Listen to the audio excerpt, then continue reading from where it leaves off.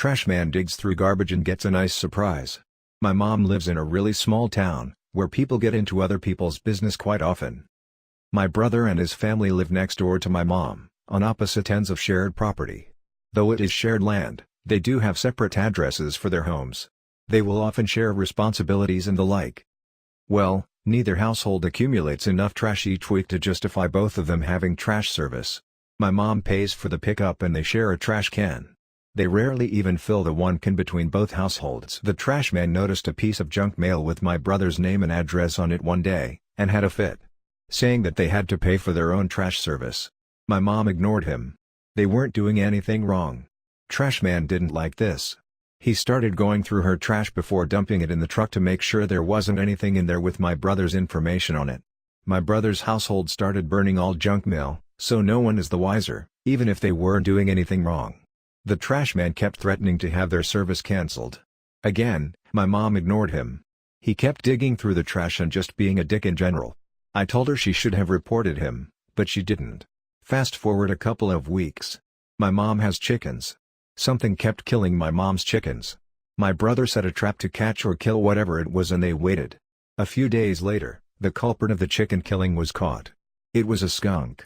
At this point, the skunk was dead and smelled awful. Instead of disposing of the skunk properly, my mom decided to be a dick. She had my brother put the skunk in the trash can under a bag of trash. It baked in the sun for a couple of days before the trash man came again. Mom stood outside and watched as the smug trash man opened the can to dig through it and gagged from the stench of the dead, recently sprayed skunk. I don't think my mom had ever been so proud of herself. Trash man stopped digging through the trash and stopped making threats after that though. My grandmother's story of revenge against her parents.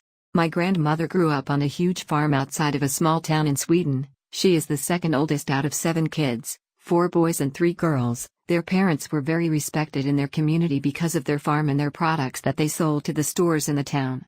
However, they were horrible to their kids and basically treated them like garbage. They were basically r/entitled parents and r/raised by narcissists, and my grandmother told me stories about some of the things they did that almost made me cry. The dad, my great-grandfather, beat his sons. This really effed all of them up, but especially the oldest of them, who ended up being as horrible as his father. Their mother, on the other hand, was just as bad. At times she refused to feed her kids because she thought they were too fat, and basically kept her daughters locked up on their farm so they could be as pure as possible so that they could be married off down the road. The only times they ever really left their house was for school. My grandmother was pulled out of school when she was 13 years old to have her work and basically act as a mother over the rest of her siblings, or when they went out with either one of their parents or one of their brothers because they were seen as the golden boys. They couldn't do any wrong. The kids couldn't really tell anyone about what was happening as no one would believe them because of their parents' high status and social ties to the town. But despite her living situation, my grandmother kept her head high as she was growing up. She is the strongest woman I know. Because so many of the siblings had the same resentment against their parents, they would try to help each other as much as they can and still try to find fun things to do. When my grandmother was 17, one of her younger brothers helped her out of the house into the next town where they occasionally hosted a dancing night, and there she just happened to meet the love of her life, my grandfather. According to my grandmother, they danced the entire night and that it was one of the best nights of her life.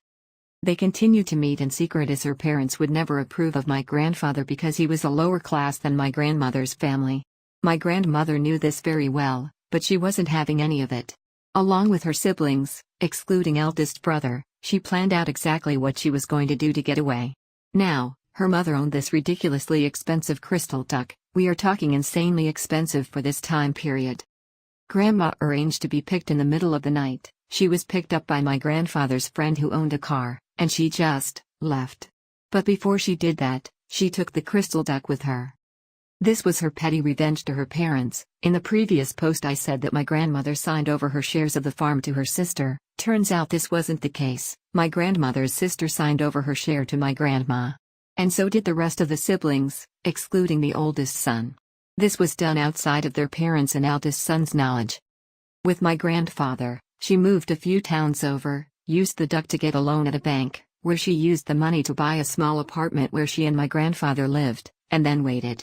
My grandfather was drafted for the army and was gone for almost 3 years, and during those 3 years, my grandmother went to medical school and became a nurse shortly after at the local hospital.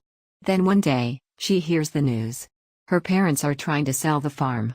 After my grandma left, more of their kids decided to leave their parents too, and after a few years, they didn't have any money left and needed to sell their land.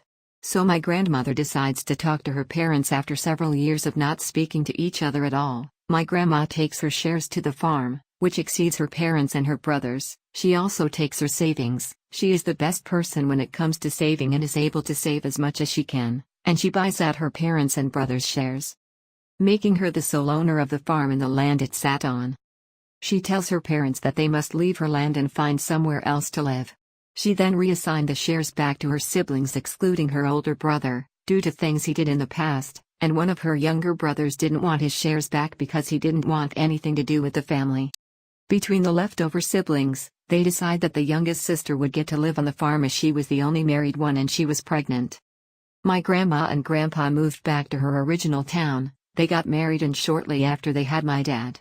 To this day none of the siblings know what happened to the crystal duck, and oh God, the arguments they have had about it over the years, and the sly grin that would always form on my grandmother's face whenever someone mentioned it is priceless. My grandma didn't talk to her parents again after that. She didn't know where they lived or what they did after they moved out of the farm. Her mother tried to reach out to her when her dad died, but she didn't care, and later found out that her mom died a few years later. She didn't attend any of their funerals. She did find out where they are buried, mostly so she'd know where not to be buried. We have all been told by her that if they bury me at graveyard name, I am coming back to haunt all of you. My grandma and grandpa were married 56 years before my grandfather passed away, and every year on their anniversary they went back to where they first met, where they still host monthly dances, to dance.